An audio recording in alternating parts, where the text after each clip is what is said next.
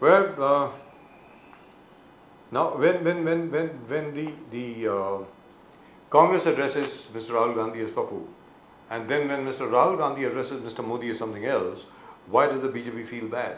I mean, if you're going to use such derogatory terms for the leader of the Congress, then the Congress is very well entitled to use whatever terms of their own. I think that I think this came out from that Amitabh Bachchan's ad, Papu Paas Ho Gaya. Papu Paas Ho Gaya. Now, even that ad is not there. Yeah.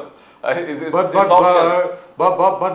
they are still publicizing Cadbury chocolate. So, fine.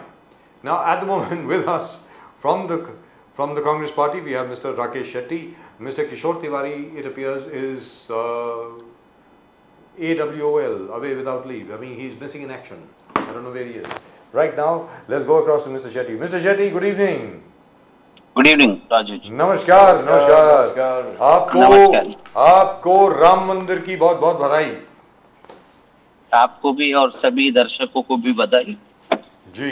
अच्छा sir, आप ये बता दें, क्योंकि बेंगलोर के अंदर एक वो क्या है मशाल यात्रा निकाली गई थी to protest against the manner in which mister Rahul Gandhi had been stopped at a temple in Assam. Why do you think that it that Himanta Biswa Sarma साहब की जो सरकार है, उनको रोकने की जरूरत क्या पड़ गई राहुल गांधी को? सर बताएं। देखिए, राहुल जी का यात्रा प्री प्लान था। आप तो जानते हैं कि मणिपुर से मुंबई तक की यात्रा है जी। और जैसे ही राहुल जी की जो यात्रा है, जो बस है, वो आसाम में आ गई और जैसे आसाम के लोग राहुल जी को प्रतिसाद देने शुरू हो गए, उनको मिलने लग गए, तो आसाम के जो मुख्यमंत्री है, उन्होंने हर बार मतलब पहले दिन से राहुल जी को धमकाना शुरू कर दिया, उनके खिलाफ एफआईआर दर्ज करवा दिया। उसके बाद कह दिए कि अगर राहुल जी की जो यात्रा है, जो बस है, अगर वो शहर में घूमने नहीं दूंगा, शहर में अस्पताल है, कॉलेज है, मेडिकल कॉलेज है, उनको डिस्टर्ब होगा। मतलब जब अमित शाह उनके यहाँ पे आके यात्रा निकालते या नरेंद्र मोदी जी यात्रा निकालते, तब इनको अस्पताल, मेडिकल कॉलेज, इसकी ये तर्क को नहीं देते। तो जैसे जैसे राहुल जी ने उनको एक्सपोज करने का काम शुरू किया वहां पे, तब से आपने देखा होगा कि इन्होंने ये अड़चन डालना शुरू किया। और राहुल जी जब एक आश्रम वहां पे विजिट कर रहे थे, तब इनका ये कहना था, क्योंकि सभी न्यूज चैनल, टेलीविजन चैनल पे राम मंदिर का उद्घाटन का कार्यक्रम चल रहा है, तब आपको कोई भी मंदिर जाने को हम अलाउ नहीं करेंगे। इसलिए राहुल जी मंदिर के बाहर, उस आश्रम के बाहर सड़क पर बैठ के भजन और कीर्तन कर रहे थे, राहुल जी और तमाम कांग्रेस के दिग्गज नेता जी। So why would Mr. Hemanta Biswa Sarma do that? That's what I would like to know. See, आपने and can we show that torchlight footage again, please? Now I've sent 3 messages across to the production team. I don't know why you're not showing it. You have that footage. Please show it. Yes, Mr. Shetty, please go ahead. देखिए, हेमंत बिस्वा शर्मा जी ये बोल रहे हैं कि भगवान और भगवानों के ऊपर किसी की मोनोपोली नहीं है, ना नरेंद्र मोदी जी की है, ना भारतीय जनता पार्टी के, न किसी की। ये कहना कि क्योंकि नरेंद्र मोदी जी अयोध्या में मूर्ति स्थापना कर रहे, उस वक्त आप मंदिर नहीं जाते, मुझे ऐसा लगता है कि दिस इज डिक्टेटरशिप जी। और उनको बचना चाहिए था ये करने से, मगर थैंक्स टू हिम, जिसके कारण इस यात्रा का पॉपुलैरिटी और बढ़ गई, पूरे देश में समर्थन आ गए राहुल जी के लिए, और लोगों ने देखा कि ये जो सरकार है, फैसिस्ट सरकार है, सब लाइमलाइट नरेंद्र मोदी जी को चाहिए, इसलिए राहुल जी को मंदिर में घुसने से मना कर दिया इन्होंने। और मुझे लगता है कि इसके कारण कांग्रेस को और समर्थन नॉर्थ से लेके साउथ, ईस्ट से लेके वेस्ट तक सब जगह से मिले। शरी साहब, मोदी जी कल प्राण प्रतिष्ठा के बाद बोल रहे थे, मंदिर निर्माण से आगे बढ़कर समर्थ, सक्षम, भव्य, दिव्य, विकसित भारत का निर्माण हमको करना पड़ेगा। और फिर भगवान राम से माफी मांगते कि आपके प्राण प्रति पुनर्निर्माण में इतना वक्त लगा, आई अपोलोजाइज। और क्या ये apologize is actually pointed towards the Congress, that Congress delayed the entire process? जैसे कांग्रेस ने ठुकराया, मोदी जी ने सपना पूरा कर दिया. Was he trying to highlight that the Congress never did anything to support this Ram Mandir पुनर्निर्माण? शेडी साहब. नहीं, मुझे तो ये बहुत हास्यास्पद लगता है कि आपको ऐसा लगता है कि श्री राम जिनको हम भगवान मानते हैं उनको कोई फर्क पड़ता है कि ये मंदिर बने या ना बने? ये कोई इंसान थोड़ी है कि उनको कोई फर्क गिरेगा कि उनका मंदिर नहीं रहे या ना रहे. तो ये सब हाइपोथेटिकल बातें हैं. और मुझे लगता है नरेंद्र मोदी जी ये स्पीच ऐसा दे रहे कि जैसे कि राम जी इनको कहे थे कि ये मेरा मंदिर आप बनवाइए. मतलब ये नहीं बात करना चाहिए. राम, प्रभु Shri Ram is a way of life. इसको आपको समझना पड़ेगा. वो व्यक्ति जिन्होंने अपने पिताजी का वचन के लिए राजपाट छोड़ दिया, वो व्यक्ति को आप एक मंदिर जो 4, 5, 10 एकड़ में रहेगा उसका आप लालच दे रहे क्या प्रभु श्री राम? मुझे लगता है ये इस भाषण के इस लाइन को प्रधानमंत्री जी को नहीं बोलना चाहिए. बहुत अच्छा दिन था, आपने उद्घाटन किया. सबसे पहले सुप्रीम कोर्ट को धन्यवाद, उन्होंने एक वर्डिक्ट दिया. हिंदू हो या मुस्लिम हो, दोनों धर्म के लोगों ने उसको अपनाया. उसके बाद सरकार को ये जिम्मेदारी दिया गया था कि आप मंदिर बनाइए, ट्रस्ट बनाइए. तो जो ट्रस्ट था ओरिजिनल जो फाइट कर रहा था, उसके सब मेंबर्स को साइडलाइन करके आरएसएस का कुछ लोगों को लेकर ये ट्रस्ट बनाया गया. पहले जो अखाड़े थे कोर्ट में ओरिजिनल पिटीशन में, उनको किसी को इस ट्रस्ट में शामिल नहीं किया गया. चारों शंकराचार्य को नहीं बुलाया गया. What done is done. मगर मंदिर का उद्घाटन हो गया और ये जो बहुत दिनों से एक विवाद चल रहा था वो खत्म हुआ. जी. लेकिन ये बताएं Pradeep ji, because he talked about it. Sir, Rakesh Shetty साहब, इस विषय में आपके पास कोई जानकारी है कि आगे जाकर के जो 3 एकड़ जमीन दी गई है मस्जिद के लिए, 3.5 एकड़, वहां पर क्या चल रहा है? कुछ बन रहा है, नहीं बन रहा है कुछ? नहीं, वहां पे बन रहा है. वो यहाँ से 25 किलोमीटर दूर है जी. ये जिस जगह पे अभी मंदिर बना है वहां से 25 किलोमीटर दूर एक मस्जिद बन रहा है. उसके लिए भी फंडिंग दिया गया है. वो भी मस्जिद बनने के कगार पे है जी. और वो ठीक है. देखिए क्या था कि ये जो इशू था इसको पॉलिटिकल बनाया गया. आपको पता है कि किस तरह लाल कृष्ण आडवाणी जी ने यथ यात्रा निकाला, हिंदू और मुस्लिम भाइयों को भिड़ाने का कोशिश किया. और उसी का पाप है कि आज उनके जीते जी राम मंदिर बन रहा है, उसका उद्घाटन हो रहा है और उनको वनवास पे खुद भारतीय जनता पार्टी के लोगों ने भी. Sharif Sahab, Rahul Gandhi said today that the BJP and the RSS are attacking the foundations of our country. Attacking the foundations of our country. Rahul Gandhi ji आगे जाके बोलते हैं the idea that all religions should live harmoniously. This government, this BJP and RSS is destroying the very foundations of secularism. That is what he meant by that.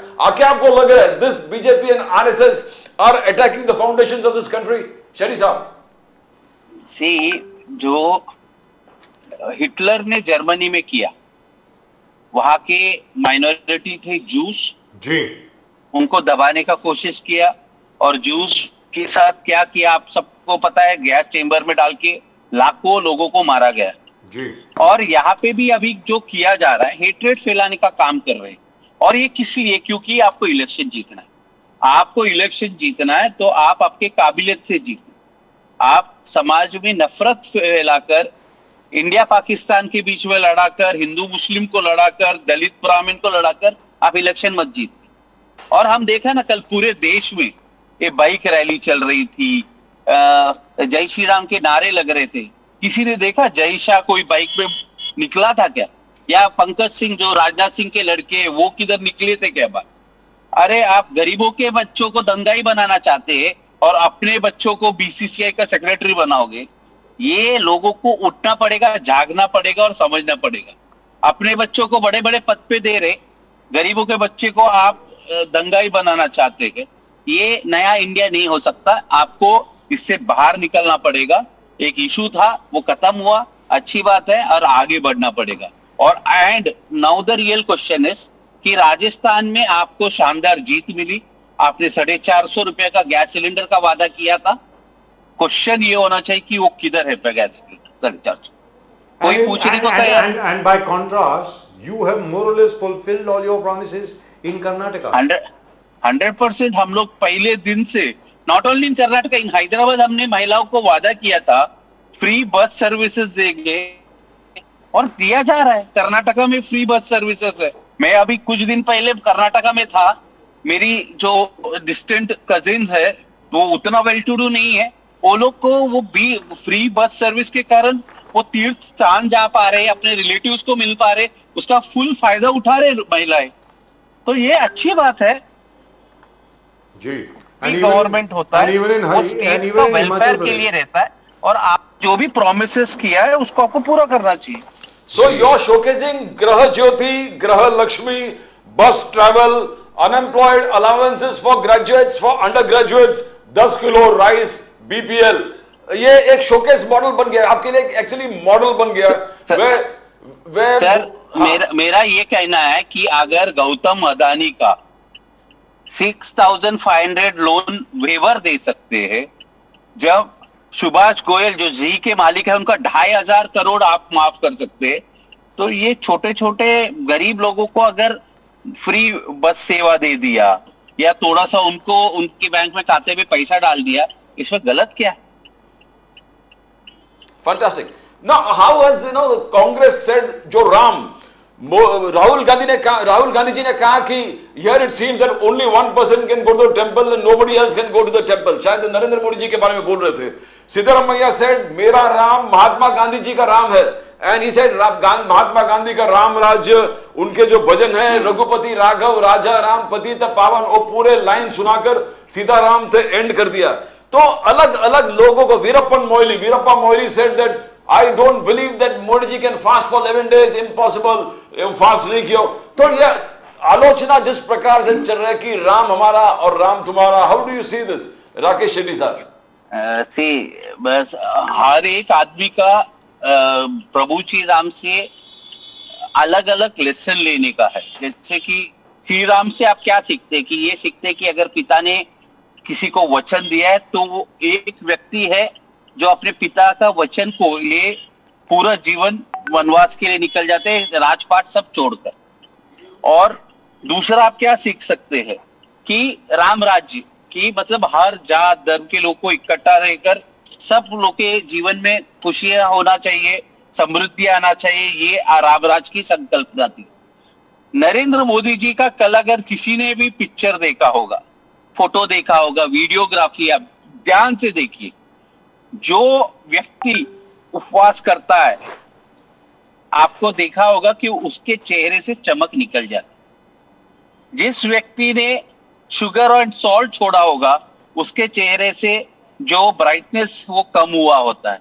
मगर आप देखिए कल नरेंद्र मोदी जी कितने बहुत ही सुंदर और प्रभावशाली लग रहे थे। इस पे ऐसे नहीं लग रहा था वो बिल्कुल भी थके हुए है, और ऐसे भी नहीं लग रहा वो आध्यात्मिक शक्ति थी जो अंदर से पैदा हो। हाँ, मुझे ऐसा लगता है कि जो गरीब बेचारे रोड पे उनको भी ये भगवान शक्ति दे और उनका भी चेहरा ऐसा प्रफुल्लित और चमकना शुरू हो कर दे, क्योंकि ये बात कोई बिलीव नहीं करेगा। मगर ठीक है, उन्होंने बोला हमने मान लिया। मगर एक बात आपको देखना पड़ेगा कि कल इतना बड़ा इवेंट था, इतना बड़ा मतलब अयोध्या की मूर्ति स्थापना का इवेंट था, आपने प्रेसिडेंट ऑफ इंडिया को नहीं बुलाया, लोकसभा के स्पीकर को नहीं बुलाया, मुरली मनोहर जोशी को नहीं बुलाया, लाल कृष्ण आडवाणी जी को नहीं बुलाया। मतलब सब लाइमलाइट एक व्यक्ति के ऊपर होना चाहिए था, इसलिए आपने उस तरीके से किया। और कल तमाम न्यूज चैनल आप देख लीजिए, उसका जो सोर्स था, फीड था वीडियो का, it was Narendra Modi. Source feed मतलब हर चीज को एडिट करके बाद में ANI न्यूज चैनल्स और आपके सब चैनल्स को दिया गया। मतलब केयरफुली क्राफ्टेड है सब कुछ, और इसको एक इवेंट पूरा दुनिया देख रहा था तो उसको प्रेजेंट किया गया। और सबसे ज्यादा राम की मूर्ति से ज्यादा, राम मंदिर से ज्यादा नरेंद्र मोदी के ऊपर लाइमलाइट। 500 साल 550 साल के बाद राम मंदिर का पुनर्निर्माण। ज्योतिरादित्य सिंधिया कह रहे हैं कि the Congress skip the inauguration, पुनर्निर्माण का जो प्रोग्राम था, कांग्रेस स्किप्ड इट। देश माफ नहीं करेगा कांग्रेस को. The people are not going to forgive the Congress for missing the Pratishthan, Pran Pratishthan. Now, how do you think that? Do you think it was a very conscious and correct decision that you took, that the Congress should be out on, should not be in the entire alliance boycotted the Pran Pratishthan, and the way the BJP is saying that the people will not forgive the Congress? See what people has to do. धर्म और प्रार्थना एक individual आस्था की बात होती है. ये कोई पॉलिटिकल पार्टी का एजेंडा नहीं हो सकता. भारतीय जनता पार्टी के लिए yes it was a political agenda. और चारों शंकराचार्य को आपने इन्वाइट किया, वो चारों ने मना कर दिया. तो फिर क्या आप ये कहना चाहते हैं कि जो देश में शंकराचार्य है वो भी क्या हिंदू धर्म के खिलाफ है? बड़े बड़े नेताओं को आपने दिया, आपके अमित शाह आए नहीं, तो क्या आप ये बोलना चाहते हैं कि अमित शाह हिंदू धर्म के खिलाफ है? आप ये देखिए, ये धर्म एक पर्सनल मैटर है. राजीव बजाज जी किसको मानते हैं, प्रदीप जी किसको मानते हैं, मंदिर जाना, मस्जिद जाना, चर्च जाना, गुरुद्वारा जाना, ये सब अपना इंडिविजुअल चॉइसेस है. और इससे आपका पार्टी का पॉलिसीज और पार्टी का एजेंडा तय नहीं कर सकते आप. ये पूरा इवेंट ही पॉलिटिकल था. इसलिए शंकराचार्य ने कहा ना कि ये जो मूर्ति प्रतिष्ठा का कार्यक्रम है, सनातन और हिंदू धर्म के अकॉर्डिंग अगर आप देखते हो तो कोई बड़े संत मंत उनको करना चाहिए था. आप शंकराचार्य के हाथ से करवाते, मगर आपने नहीं किया. कोई भी पूजा हो सनातन धर्म का, आप देखोगे हस्बैंड और वाइफ साथ में मिलकर पूजा करते. गृह प्रवेश हो या कोई फैक्ट्री का उद्घाटन, ये तो मंदिर में मूर्ति स्थापना थी. आप देखिए कि इसमें भी अकेले मोदी जी के हाथ से स्थापना किया गया. शंकराचार्य ने तो इतना तक कह दिया कि जब नरेंद्र मोदी अगर उद्घाटन करेंगे तो हम क्या ताली बजाएंगे. तो आप क्या अभी शंकराचार्य को भी कॉर्नर करने का कोशिश करोगे और कहेंगे कि वो सनातन धर्म के खिलाफ है? शंकराचार्य ने तो अलग भी इश्यूज उठाए. उन्होंने कहा कि जो मंदिर है ये शरीर के जैसा होता है और उसका जो सिर है, जो मंदिर का स्तर होता है वो सिर के प्रमाण होता है, और जो आत्मा है वो मूर्ति होती है. तो उन्होंने कहा कि जब पूरा मंदिर बना ही नहीं है तब आप क्यों इसका उद्घाटन कर रहे?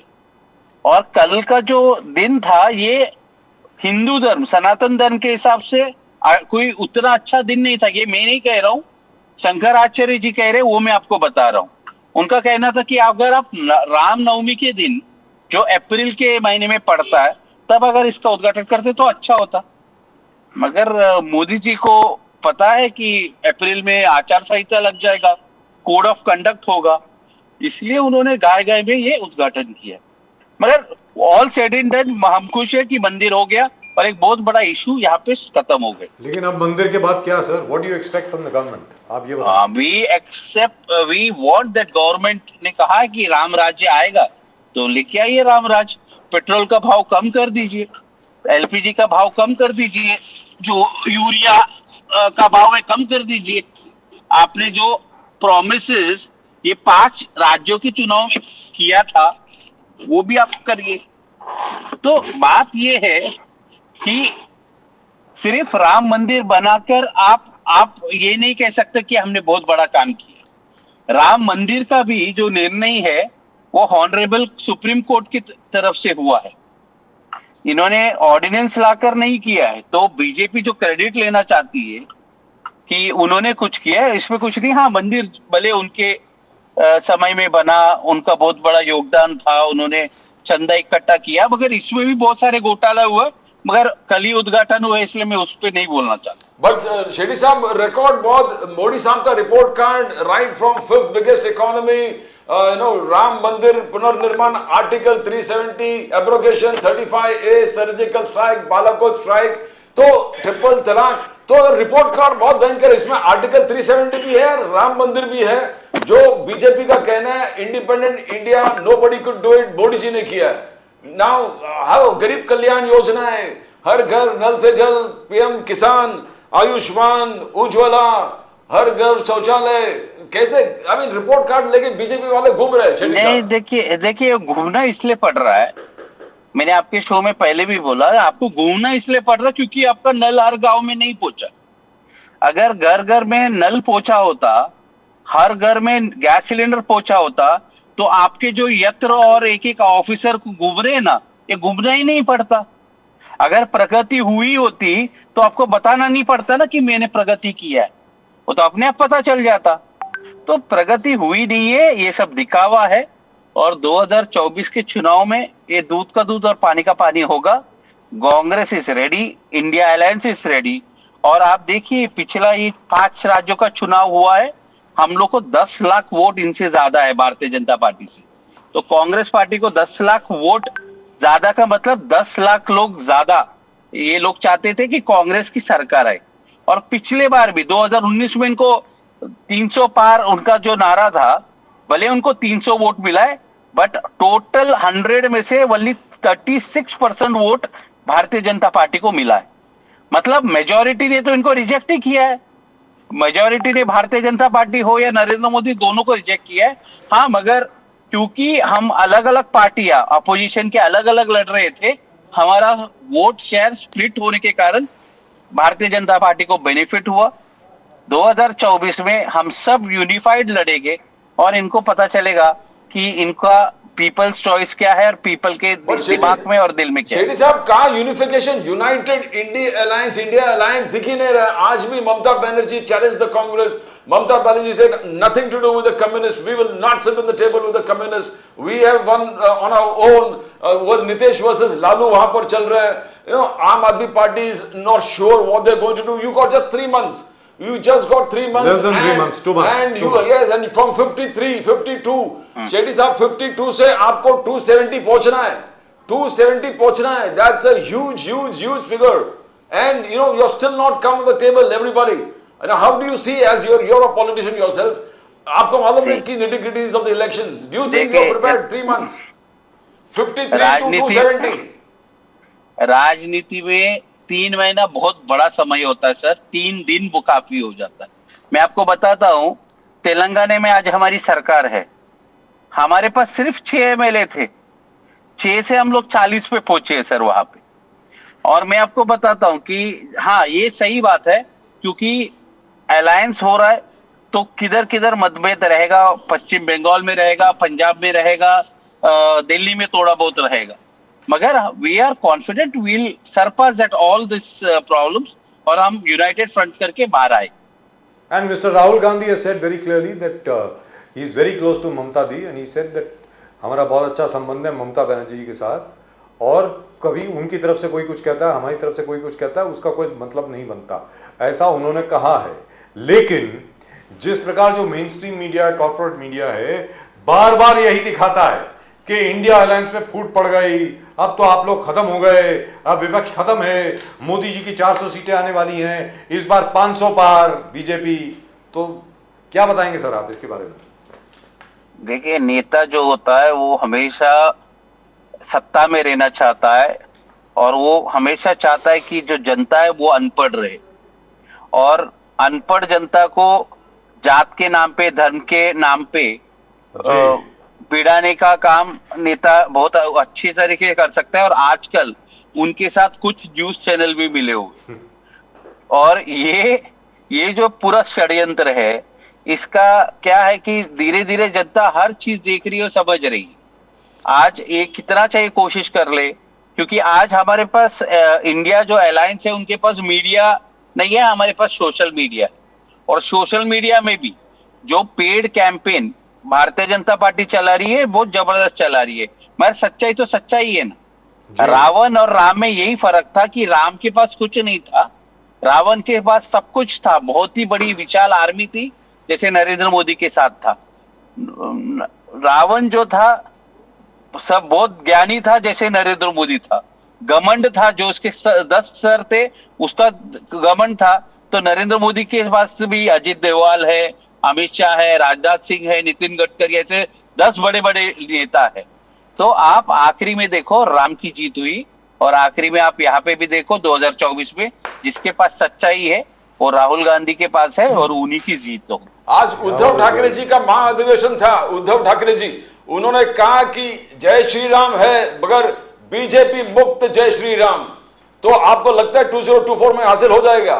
What Uddhav Thackeray? Yes yes definitely. देखिए आज भी शिवसेना हो, एनसीपी के लीडर्स को ईडी के नोटिस आए, रोहित पवार को ईडी के नोटिस आए।